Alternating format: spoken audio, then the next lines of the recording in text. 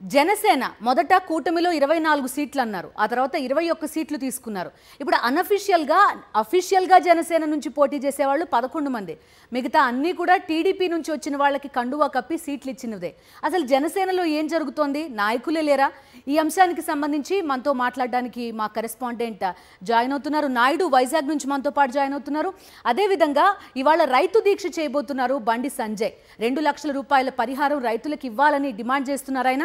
ఈ అంశం గురించి రైతు దీక్షకు సంబంధించి పూర్తి డీటెయిల్స్ అందించడానికి మా కరెస్పాండెంట్ రమణ కరీంనగర్ నుంచి మనతో పాటు లైవ్ లో జాయిన్ అవుతున్నారు. మొదట నాయుడుతో మాట్లాడదాం. నాయుడు చెప్పండి, అసలు జనసేన పార్టీ నాతో ఆగిపోకూడదు, ఇంకా నేను సీనియర్ లీడర్స్ ని తయారు చేస్తున్నాను, సెకండరీ లెవెల్ లీడర్స్ ని తయారు చేస్తాను, లేకపోతే కార్యకర్తల్ని తయారు చేస్తాను గొప్ప చెప్తున్నారు. గట్టిగా 11 సీట్లు జనసేన నుంచి అఫీషియల్ గా పోటీ చేసే వాళ్ళు లేరు. ఏం జరుగుతోంది?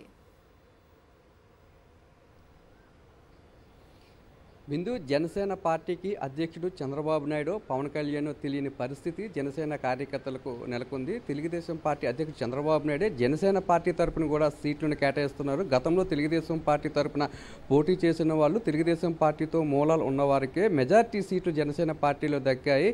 3/2 సీట్లు జనసేన పార్టీలో తెలుగుదేశం పార్టీ నాయకులకే అవకాశాలు లభించాయి. చంద్రబాబు నాయుడుతో అనుకూలంగా ఉన్న వాళ్ళకి, చంద్రబాబు నాయుడు చెప్పు చేతుల్లో ఉన్నవారికి, చంద్రబాబు నాయుడు కనుసన్నలో ఉన్నవారికే మెజార్టీ సీట్లు జనసేన పార్టీలో దక్కాయని అభిప్రాయం సర్వత్రా వినిపిస్తుంది. తెలుగుదేశం పార్టీ, జనసేన, బీజేపీ కూటమిలో భాగంగా పొత్తు పెట్టుకున్నప్పటికీ కూడా తెలుగుదేశం పార్టీ నాయకులకి చంద్రబాబు నాయుడు సీట్లు ఇవ్వచ్చు. అలా కాకుండా జనసేన పార్టీ తరఫున సీట్లు ఇప్పిస్తున్నారనే అభిప్రాయం జనసేన పార్టీలో వినిపిస్తుంది. ఇదేం పొత్తుధర్మం అంటూ కూడా వారు ప్రశ్నిస్తున్నారు.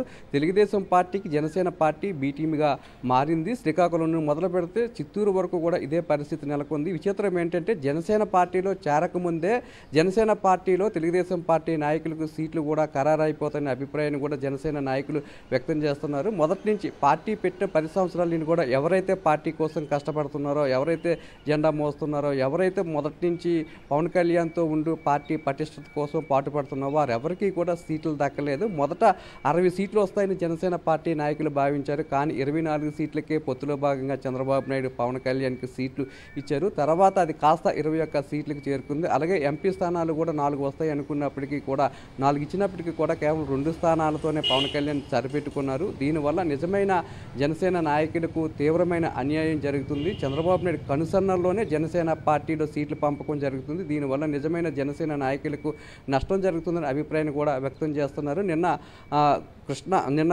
ఉమ్మడి కృష్ణా జిల్లాకు సంబంధించి అవనగడ్డ కానీ, లేదంటే శ్రీకాకుళం జిల్లాలో ఉన్న పాలకొండ నియోజకవర్గానికి సంబంధించి కానీ ఇద్దరు నేతలు కూడా జనసేన పార్టీలో చేరకముందే సీట్లు ఖరారయ్యాయంటే చంద్రబాబు నాయుడు ఎంతగా పవన్ కళ్యాణ్ మీద ఒత్తిడి తెచ్చి జనసేన పార్టీలో సీట్లు తెలుగుదేశం పార్టీ నాయకులకు ఇప్పిస్తున్నారు అభిప్రాయం అయితే సర్వత్రా వ్యక్తమవుతుంది. Bindu. Okay Naidu, thank you.